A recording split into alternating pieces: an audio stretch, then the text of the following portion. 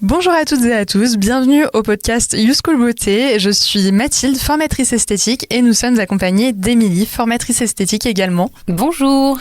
Alors aujourd'hui, nous nous retrouvons pour vous donner des conseils avant l'examen. Donc le premier point très important pour l'examen, c'est que nous avons besoin de modèles. Combien il nous en faut ? Il faut en fait 2 modèles. Prévoyez vos arrières, un pour le P1 et un second pour le P2. Donc 2 modèles, il faut vraiment s'atteler à les chercher en avance, j'imagine. Oui, c'est exactement ça. Amis, famille, voilà, c'est un travail quand même assez minutieux. Est-ce que vous avez des conseils à nous donner pour les choisir, ces modèles ?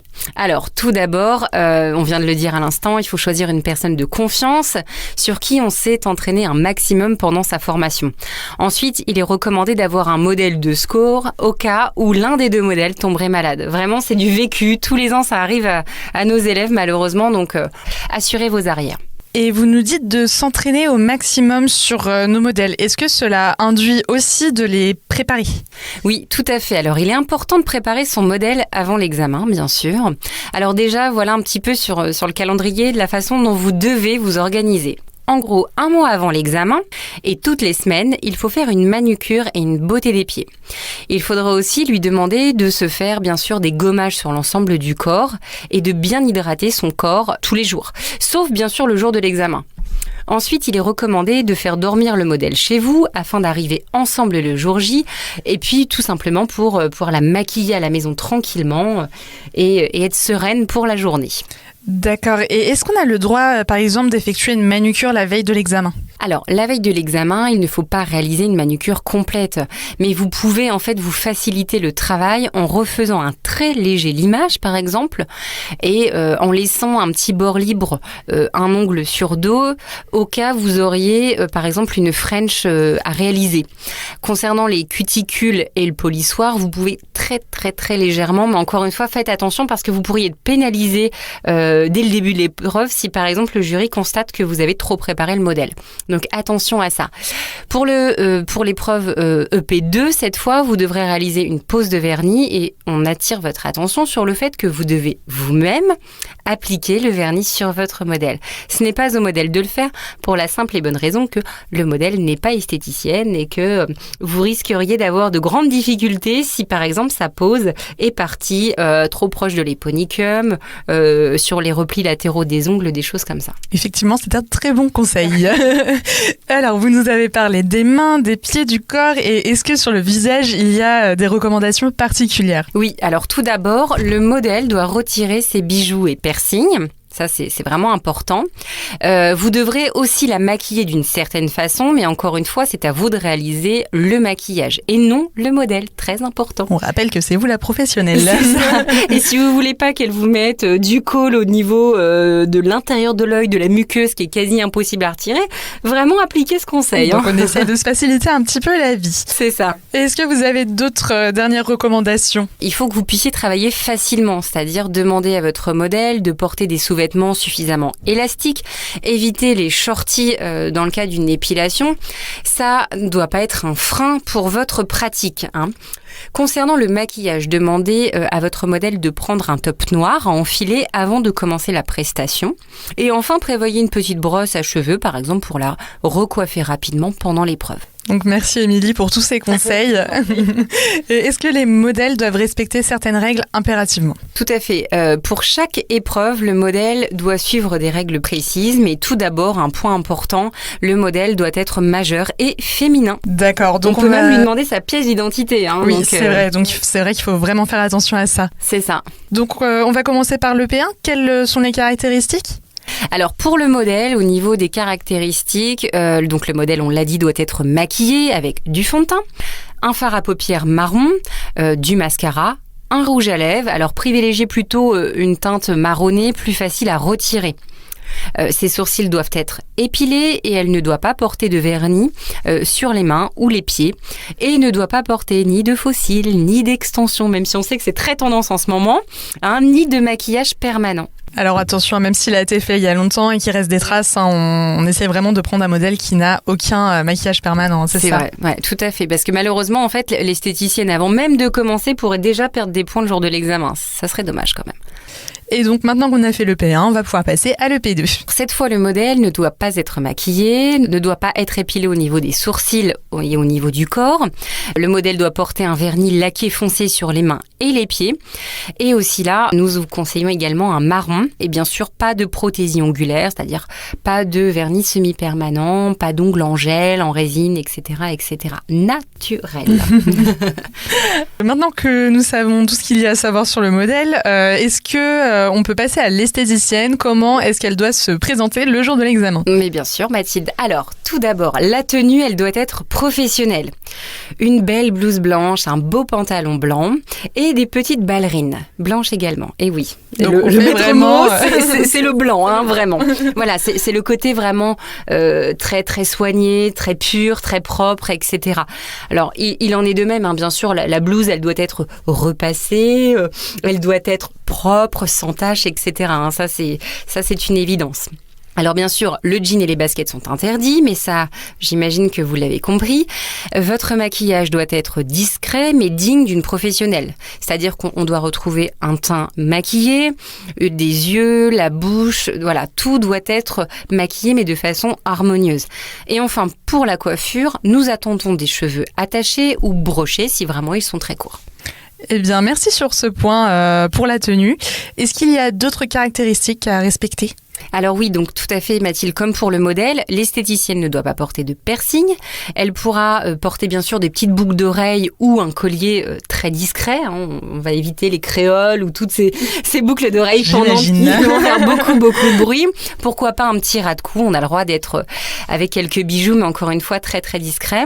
Concernant ses ongles, ils devront être bien sûr naturels, manucurés, courts et sans vernis. Donc pas de prothésie ongulaire non plus. Hein. Non plus. Alors si par exemple on a envie d'avoir un petit côté un peu brillant, bah c'est simple, on se met un petit coup de polissoir pour bien se faire briller ses ongles et le tour est joué.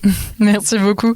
Est-ce qu'il y a d'autres conseils pour la préparation ? Alors oui, ça effectivement, il y a eu le modèle, il y a eu vous, mais vous devez aussi prévoir un stylo, un blanco et une petite bouteille d'eau. Vous avez le droit, bien sûr, de vous hydrater pendant l'épreuve, surtout qu'en règle générale, avec le stress, vous avez toujours un petit peu chaud, donc n'hésitez pas, ça c'est complètement accepté. Prévoyez également une montre qui va vous permettre aussi de pouvoir mieux gérer votre temps. Et enfin, vous devez toujours être souriante, naturelle et essayer de donner cette envie au jury d'être à la place de votre modèle. Ça fait rêver. Écoutez. Alors, après avoir parlé de l'esthéticienne et du modèle, on va s'intéresser au plan de travail. Qu'est-ce qu'il faut prévoir ? Alors, très bonne question. Donc, je vous rappelle que c'est à vous d'apporter votre matériel et vos produits. Le centre d'examen vous fournira uniquement le lit, la tablette, l'appareil à cire et les appareils. Pour le soin du visage, vous devez impérativement avoir des produits de marque professionnelle. On a oublié de préciser que l'exception à la règle, c'est éventuellement le maquillage. C'est vrai, le maquillage, on peut opter sur des marques plus classiques. Ouais, tout à fait. Même, parfois même de grandes surfaces, des choses comme ça. Le maquillage, ils sont un petit peu moins regardants.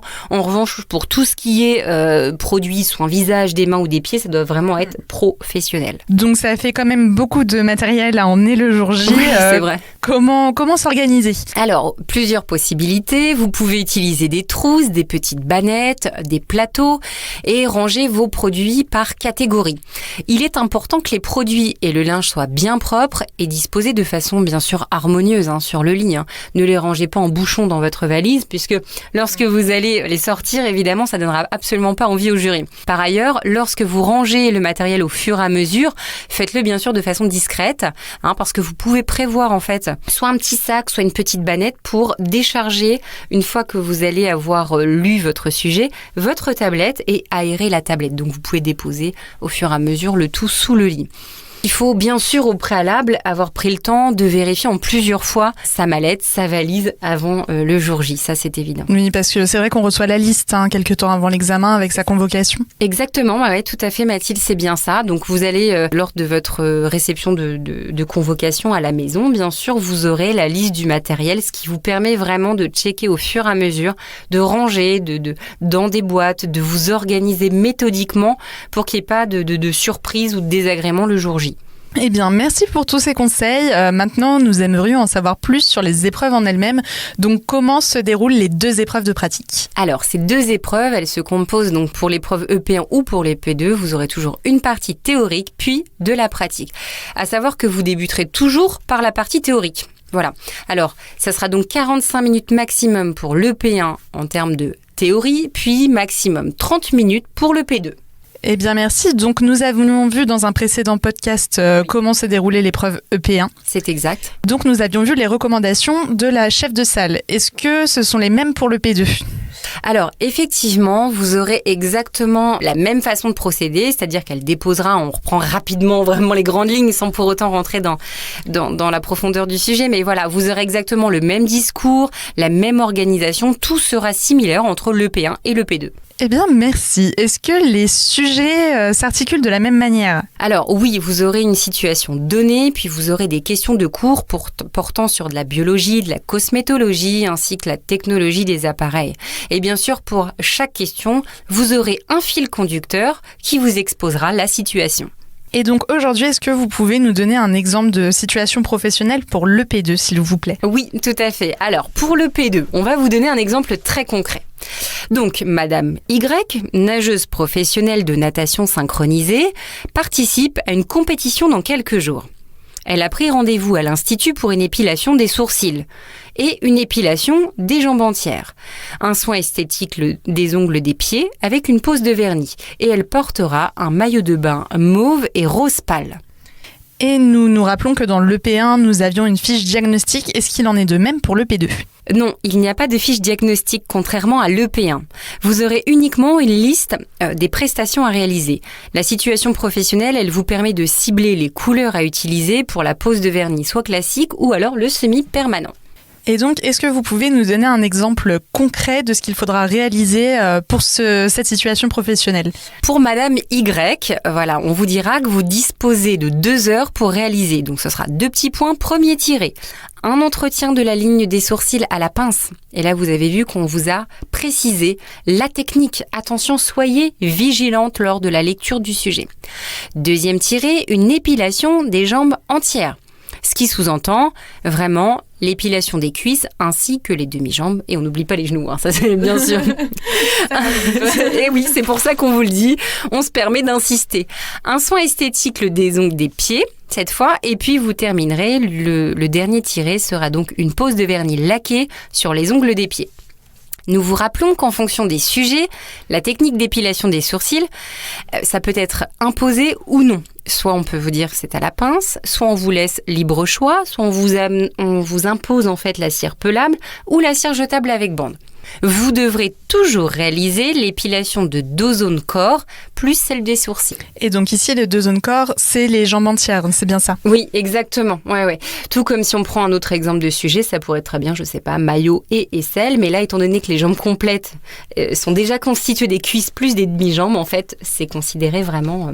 Et dans ce cas, pour les jambes entières, est-ce qu'on fait d'un coup la jambe entière ou on va faire d'abord la cuisse puis les demi-jambes ? Parce que c'est un cas particulier. Oui, alors là, c'est vrai que c'est une excellente question. Effectivement, vous commencerez toujours par appliquer la cire sur la jambe plus éloignée. Vous commencerez par les cuisses, puis vous appliquerez sur la demi-jambe plus éloignée. Et bien sûr, vous répéterez ce geste sur la jambe la plus proche.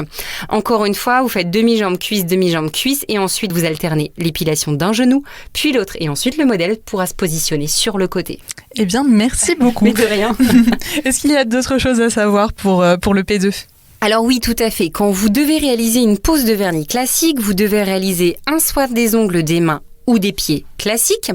Faites attention, en cas de pose vernis semi-permanente, les étapes restent les mêmes. En revanche, elles se font à sec. C'est très important, Mathilde. C'est vrai, sinon le semis ne va pas tenir. Exactement. C'est-à-dire, qu'est-ce qu'on sous-entend à sec, c'est-à-dire sans corps gras, c'est-à-dire qu'on ne veut pas avoir d'huile cuticule, de gel émollient et encore moins un trempage parce que l'ongle est poreux et effectivement, ça pourrait complètement retarder la tenue de la pose. Extrêmement important. Et est-ce qu'il y a quelques conseils que vous pouvez nous donner pour finir ce podcast ? Alors, donc, l'épilation, tant redoutée des élèves quand elles passent les examens, c'est vrai. Donc, l'épilation, ce n'est pas simple à maîtriser, ça demande beaucoup d'entraînement. La gestuelle, elle doit être fluide, le résultat doit être net, sans poils, sans résidus de cire et surtout, en plus, les temps doivent être respectés. Donc, il est vrai que souvent, c'est quand même une petite source d'angoisse pour les élèves, surtout le maillot d'ailleurs. Si on doit citer la zone vraiment qu'elle redoute le plus, c'est bien le maillot. Le mot d'ordre, c'est l'entraînement. Concernant le soin des ongles et la pose de vernis, vous devez être organisé et avoir une bonne dextérité pour la pratique. L'entraînement est vraiment primordial. Il va falloir travailler proprement en respectant surtout des règles d'hygiène et de sécurité. Ce sont 2 points qui sont extrêmement importants dans notre profession. En rentrant dans la salle, vous aurez 30 minutes de préparation pour installer votre modèle, votre matériel, enfiler rapidement votre tenue. Profitez-en également pour essayer de regarder un petit peu où se trouvent les chaussures pour ne pas perdre de temps, par exemple, lorsque le début de l'épreuve commence.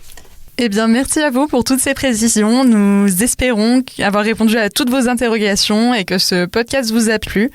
Et bien sûr, nous restons à votre disposition sur la plateforme. Donc, envoyez-nous vos vidéos, continuez vos entraînements et bon courage à vous toutes. Merci beaucoup, Mathilde. Merci, à bientôt. Émilie.